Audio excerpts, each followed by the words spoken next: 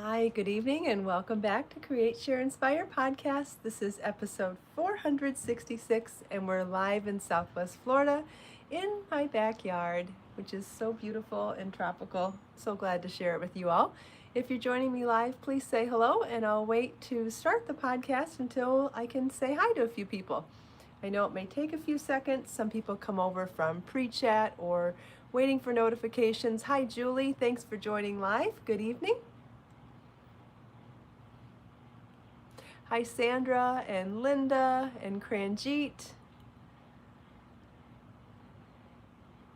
Hi, Wind Sprinter and Judy. Hi, Dawn. Thanks for joining live. Hi, Carol. Hi, Leanne. Hi, Deborah and Christine and B-Girl and Tammy, Manal. Thanks for joining live, everybody. Glad you could make it this evening. Hi, Nikki and Lucy and Karen. Hi, Kim and Martha and Healing Springs and Stacy. Good evening. Thanks for joining live, everybody. Hope everybody had a great day. I had a super busy day myself. I had one of those days where I couldn't seem to get things to go my way at first. Hi, Vera and Dawn. Thanks, Dawn. This is a new to me top. I know I've talked about it before. I have a huge love of buying used on eBay. And when I'm not shopping on Amazon, I'm shopping used on eBay. And this is a White House black market top that I got, I think, for $6 plus shipping, which would have been probably around $100 brand new in the store. It comes with an attached camisole underneath, and it's a lace top. It has this incredible lace edging at the bottom and at the sleeves, and it's 100% lace front and back with an attached cami underneath. I am absolutely in love with this top. I just paired it with a pair of navy shorts today, but honestly, what couldn't you pair this with? You can pair it with a skirt for something dressy, or you could pair it with jeans and go casual or dressy. I guess it would depend on your accessories and your shoes, but I'm so in love with this top, and I have it on because I went into my video studio today. I had several hiccups getting started on a video, but I'll talk about that in a few minutes. Welcome back to Create, Share, Inspire podcast. This is episode 466, and we are live in Southwest Florida in my beautiful tropical backyard. And I am very happy to see so many people joining me tonight.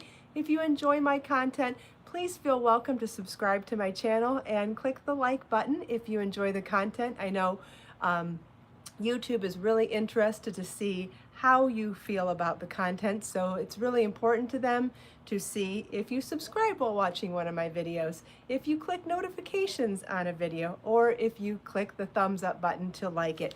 So if you do like my content, I would really appreciate the feedback. Thank you in advance. Anyway, I brought a few things to show you tonight. Oh, first I was going to tell you that I was finally back in my video studio today. Haven't made videos in, seems like too long, but that's why I put on this top today, because I thought it would be really pretty for a video that I was working on. I'm doing some promotional videos for the new stitch pattern PDFs. The second PDF is just about ready. I'm in the final round of editing, and it's going to be called the Abigail Column Shell Stitch Pattern Tutorial. And in that PDF download, you're going to get all 7 of the shapes that we talked about in the single crochet tutorial. So I'll show you how to work even in rows, even in rounds, how to make a circle, how to make a square, how to make a rectangle, a top-down triangle, and a hexagon. And then there'll be over 90 project suggestions on how to take those shapes and make them into other things, how to continue increasing the motifs or the triangles to make full-size projects out of them. So many wonderful and incredible project ideas. And then it's also going to include 3 patterns, a beautiful square baby blanket with a ruffle, and a Mommy and Me hat set. And the whole entire PDF is only going to cost $3.99 and include detailed photos, written instructions for everything I just talked about, plus charts for everything I just talked about. So the PDF is almost available. I'll be letting you know as soon as it is. And in the meantime, I'm working hard behind the scenes to not only get everything together, but also start the promotional videos as well, and all the marketing campaigns for Pinterest and social media and all that good stuff. There's so much that goes on behind the scenes, you wouldn't even believe it. You need a sip of water. So I tried to get into my studio like 4 times today.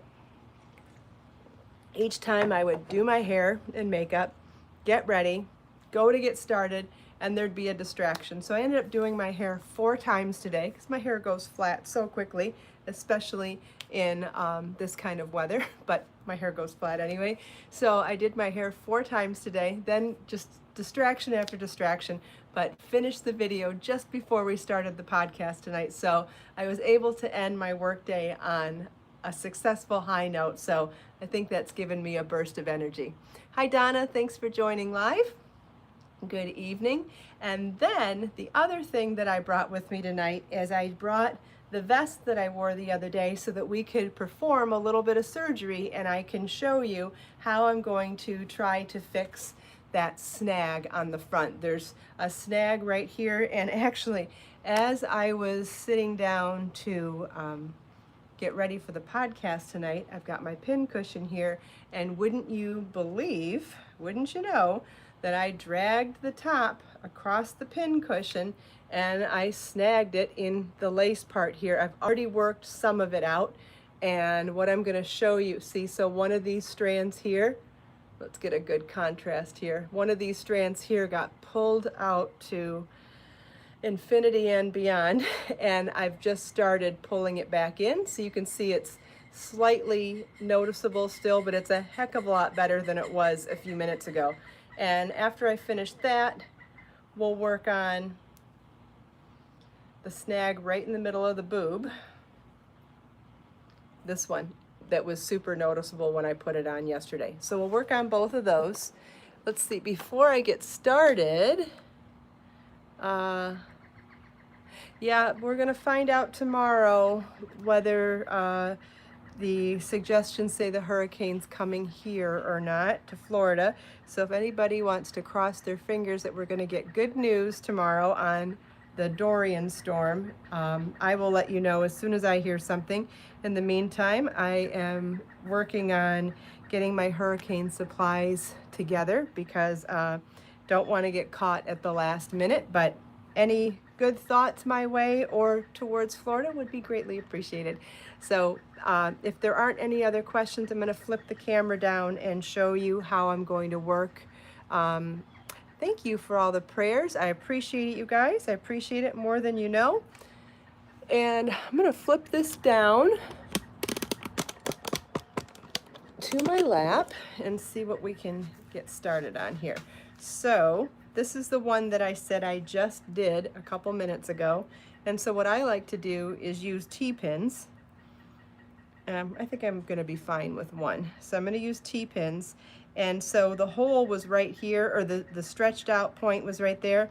And what happens is, because knitting and crochet is one continuous piece of yarn, once you have something stretched out, what's happened is, in order to give it that volume to stretch out, something else has been tightened up. So when you see something that's really loosey-goosey, there are spots all the way around it that have been, or at least in one direction around it, that have been loosened up, so, or tightened up. So what I like to do is try to get in there, and sometimes a crochet hook or a knitting needle can be too thick in the stitches, especially when those stitches have gotten super tight because something else has been stretched out, that the best way to get in there is with a really sharp needle. This would be better with something protecting my leg underneath. So obviously I'm poking myself right now because I didn't come prepared, and I want to still do this for you. So I would highly recommend putting something under your lap, whether you put a little blocking mat, even a towel, or just a book, anything, something that you don't mind poking, or that you would rather poke instead of your leg. Okay, so done a pretty good job there, actually. I'm not getting it perfect right now because I'm not going to take the time, because we're still fixed for time. We are trying to keep within a reasonable time for the podcast, but you can see how much progress I made in a few short minutes. So if I stayed patient and worked on this a little longer, and maybe put it under my magnifying lamp too, so I could really see which stitches are actually still tight, you could actually get that to pretty close to perfection if you kept working on it. But I want to move on to the next one to give you some pointers on it, because this one's a little tougher to do. In that other one, there was some lace that actually gave you some spots of forgiveness. Over here, this is just in a garter stitch area. So whether it was garter stitch or stockinette, that actually makes it a little harder to fuss with, but kind of easier too, because you can see where that stitch has been pulled out here. There's one right below it that's pretty tight. So I'll try pulling on that. The lighting out here is total garbage for this. I would much prefer to do this with my magnifying lamp, and so when I do go to do this, finish this, I will do it under my magnifying lamp. But you can see where I pulled that super tight stitch, I've already made a difference. And so then I'm going to go around the entire perimeter of that loose stitch and see what I can do for loosening it all up. And then once you do, you start pulling gently, of course. Okay, I didn't get anywhere with it yet, so I'm going to have to keep working on it, but I'm just going to keep gently seeing which stitch is going to make a difference. It might be one to the side here, because there's several tight stitches here. There's tight stitches on the side and there's tight stitches on the bottom, so it might involve just kind of gently pulling on several of them and seeing which ones make it react. It might be a combination of a couple different stitches too. And as I do that, then try to massage the stitches back in place as well. And, you know, unfortunately, well, fortunately, I guess, if all else fails, you could also treat this like you would a sock and darn the whole together. But I really feel like if I give this enough time and patience, I'm going to be able to get that hole back down, or that stretched out stitch back to a normal size. I feel like I'm making some progress over here on this side. Is that hopefully this is showing up and actually making sense. Let me move the camera up for a second to see if there's any questions.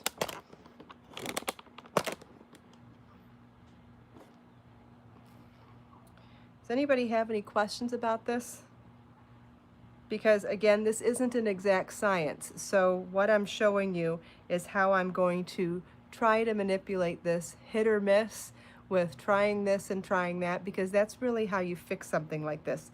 It's a matter of just really taking your time and working on it. There is no exact way to fix a stretched out stitch, because it could be from any different direction and any different type of stitch pattern, so it's always going to be different. Was this helpful though? It's too bad I wasn't able to give you like a success story right off the bat. Mine's going to take some time here. Hi, Christine. Thanks, Christine. Christine said it was helpful for her. Good. Ah, very helpful. Yes, very helpful. Yes, definitely. Okay, good. I'm so glad to hear that. So I think the takeaway from this, all right, already that's better. The hole is much smaller now. So the takeaway from this is that when you're trying to get into the tightened stitches around the loosened stitch, a crochet hook and or a knitting needle may be too large to get into the tightened stitch. Obviously not into the loosened stitch, but that one's already loose. We don't need to make it looser. So I suggest using something really tiny and really sharp. Well, it doesn't necessarily need to be sharp, but really tiny. So this is where T-pins come in handy, so that you can get into those places that have gotten way too tight because of the stretched out stitch next to it. And that tightened stitch is also a really good hint to show you what stitch needs where the tightened area needs to be moved first. Oh yes, absolutely, Sinkaholic. I didn't get to that yet. And also washing and reblocking at this point would help too. Relaxing those stitches in water and allowing them to maybe start wiggling out of this and into their natural state would help as well. I don't know if it would necessarily move better when it's wet, but it would stay moved better when it's wet. Yes. So it would, what I would always try to do is just try to do it quickly, and obviously it's not working that well quickly, so I would definitely get it wet next. In fact, if time permits and everything works out right, I'll soak this overnight or soak this first thing in the morning, and we can do that as another experiment tomorrow morning at the next podcast. And maybe even bring a blocking board so I'm not poking my leg anymore. No, I'm not blocking right now, Holly. I've been showing the beginning steps of trying to fix a snag on my sweater. The sweater that I was showing the other day that got snagged. Which is another real life, real thing that happens with knitwear. It happens with handmade knitwear. It also happens with store-bought manufactured knitwear. We all get snags. Some of them are much easier to fix than others. You could stick the skein of yarn under it. I don't know what you mean by that. Yeah, snags are a part of life. It happens. On a really tight gauge, it's really helpful to just pull it to the back side. Sometimes that's all you need to do. And then pull on, put a skein behind my leg. I wouldn't want to get it tangled though. I should have put a blocking mat under my leg. That's what I should have done. That's okay. If it hurts bad enough, I'll do something about it, right?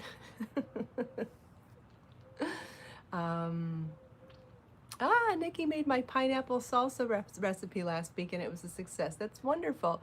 No, Jill, this top I got on eBay used last week. My other favorite place to shop. When I'm not shopping on Amazon, I'm shopping used on eBay. It's another one of my hobbies. Does anybody have any other questions? I need to get a long extension cord to bring out here so that I can bring my magnifying lamp too. That would be a good idea. But the closest outlet from where I sit out here is more than 20 feet away, so I've got to get like a super long extension cord. So I'll have to go to the store and find something like that. I'll wait and see if there's any other questions. Yes, Holly, that's going to, if I can't get this snag done with manipulating the stitches, the last result is to sew it closed. Absolutely. That is the last resort, because you know, it will show a little bit with something that's this loose and something that's this transparent. It's likely going to show, and this is a color of Be So Fine yarn that is from many, many years ago. I knit this, I want to say 5 years ago. So probably won't be able to match the color perfectly. I'll be able to match it close, but not perfectly. And because of that, it'll be another reason why it'll be harder to hide the hole. So my first thought is to try to manipulate the stitches and get it straightened out. Also, I'm not seeing it that well, so I definitely need to grab my magnifying lamp. In fact, maybe tomorrow morning we'll do the podcast in my studio where I have electrical outlets so that we can use the magnifying lamp. That may help tremendously as well. That might be the only problem. What is blocking? Blocking is just a term that is often used in fashion design and in knit and crochet, in the knit and crochet world, to really just talk about, let's see what's going on here. that really just talks about how you take care of a project after you've washed it. And so it's the way that you you lay something flat and create the shape that it needs to be in. So you've probably heard this your whole life when you've had store-bought sweaters that needed to be hand washed and lay flat to dry. Well, when you lay it flat to dry, you would put it into its correct shape and then let it dry. Well, that's essentially what blocking is. And sometimes we do it in a variety of different ways with handmade knitwear, especially when we're doing lace pieces, because technically, or in a nutshell, lace is often making elaborate stitch patterns with a larger needle or hook size than the yarn necessarily calls for, to give that really loose gauge so that when you wet it and lay it flat to dry, it ends up opening up that stitch pattern, so you see that beautiful pattern because of the negative space that's created between the stitches. And in order to really get that full value of the beauty, you want to stretch it and stretch it to its size and pin it to hold that shape while it dries from the water. And when you're doing that, that is often called blocking. But it also gets interchanged. It's also a word that gets interchanged a whole lot with how you launder something that's handmade. Many of our handmade items made from yarn and with handmade stitch work are hand wash only and don't go in the dryer. Sometimes it's because of the fiber, but often it's just because of the delicate nature of handmade lace or handmade stitches. And when that's the case, you hand wash something and you lay it flat to dry. But that blocking process is how you shape the item so that it holds its shape while it's drying. Does that help you? If you have more questions, please feel welcome to ask more, because I know blocking is a huge question and a huge subject that lots of people are curious about often. You're welcome, Moises. I'm happy to help you with my crochet and knitting knowledge. I've been in the industry for 15 years, and I was in the fashion industry for many years before that. So I know a couple of things, and I'm happy to share what I know with you.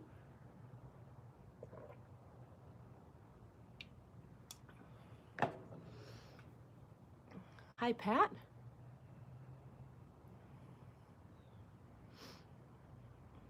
Oh, I'm wearing a pattern tonight too.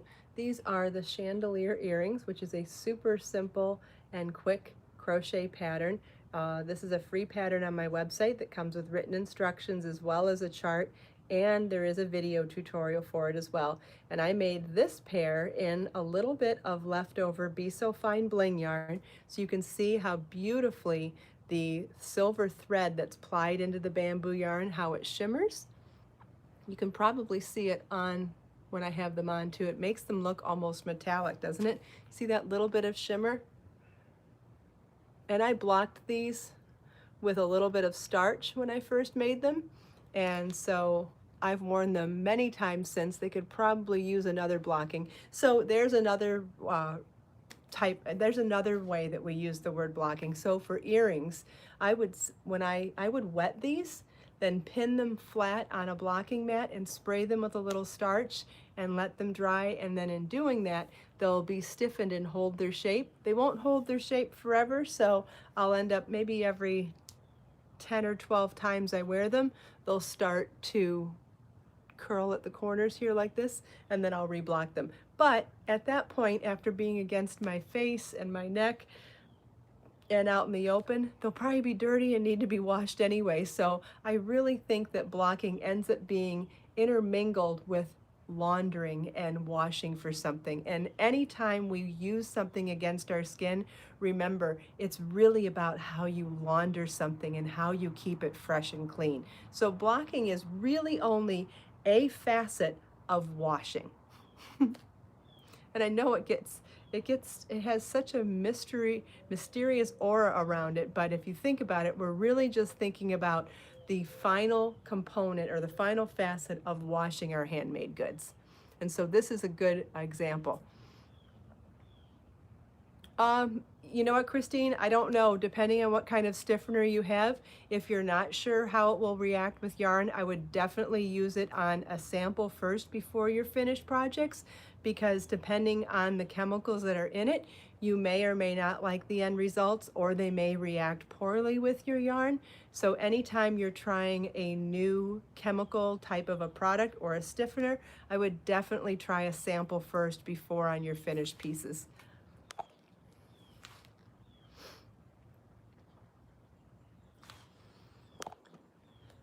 More texts from people that know that I'm doing a podcast. Yay! Why do I get so annoyed by that? I don't know. Hi, Joe. Does anybody have any other questions? Those are great questions about blocking.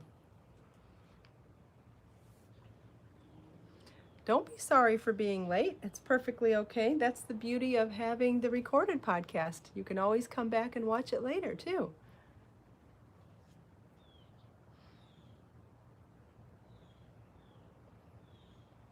What is my favorite yarn? Probably whatever yarn I'm working with. I like a variety of different weights. I like a variety of different fibers. I think it really just depends on the project that I want to make. But good question. But obviously that's why I have a yarn company, because I like creating the perfect yarns for perfect projects. So as a yarn company and a designer, I get to marry the two together all the time, and I love that. Thanks, Joe. I love my top too. It has beautiful edging on the sleeves and on the bottom too. I'm so happy with it. Thank you, Lisa. I'm glad you love my yarn. I love curating all my yarns and dyeing them. I love doing that for everybody, and I love designing projects that are just perfect for my yarns. It's such a fun thing to do for everybody. All right, well, we are almost out of time. I can't believe how quickly tonight went. So if somebody wants to pick a number between 1 and 5, I will pick one of the Create, Share, Inspire notebooks to randomly pick a quote. And the first number I saw was a number 1. There's a bunch of questions coming in, and I'm not going to get to them now. So if you want to wait just a few minutes after the podcast is over and pop your question into the recorded version of the podcast, I'll have the ability to read your comments and either answer them right then and there or save them for the next podcast so that I can answer them for everybody. So please feel welcome to put your questions there if I miss them, because your questions are very important to me. So we'll go to the first Create, Share, Inspire notebook, and here we go. Here's Alexander Graham Bell. You cannot force ideas. Successful ideas are the result of slow growth. Ideas do not reach perfection in one day, no matter how much study is put upon them. You know what this reminds me of. I know you do. What's my favorite expression about something when I don't know what the answer is? We back burner it, right? We put it on the back burner. So I guess Alexander Graham Bell discovered this long before I did, and probably other people before him as well. But it certainly reminds me of my back burner idea. So thank you, Alexander Graham Bell, for reminding me that I am onto something. Okay, you cannot force ideas. Successful ideas are the result of slow growth. Ideas do not reach perfection in a day, no matter how much study is put upon them. Don't put too much pressure on yourself. If the ideas aren't coming right away, go think of something else. Go take a break from your brain. Go think of something full of joy. Go rub a kitty's belly and make them purr. Go for a walk and breathe in some fresh air. Go do something to distract your mind, take the pressure off yourself, and put it on the back burner, because ideas will work out if you give them time and put patience on them as well. It's not about rushing to finish. It's about letting it happen organically sometimes. And when it's not working, put it on the back burner. I love this quote. This is definitely a quote for about success and about how to allow yourself to have success without punishing yourself for not getting there quickly enough, and for reminding yourself that it's okay that things don't happen in the amount of time you originally thought they were going to take. Things happen at different times for different people, and just don't put too much pressure on yourself. I love that, because I know I put way too much pressure on myself at times, so I like getting those reminders sometimes. Dawn has a lot of stuff on her back burner. That's good. And you know what? When an idea pops up for one of them, you can go and pull it off the back burner then. And that's wonderful. As long as you leave them there, they're ready for you anytime you need them. And that's another great reason to have Create, Share, Inspire notebooks, so that you can flip back to a page with that idea on it and go back to it. Thank you all so much for taking time out of your busy evening to spend a few minutes with me. I hope you enjoyed the show and tell, the tutorial, chatting with me and everyone else here. Let us make time to create, share, and inspire today and every day. I'll see you all tomorrow. Bye.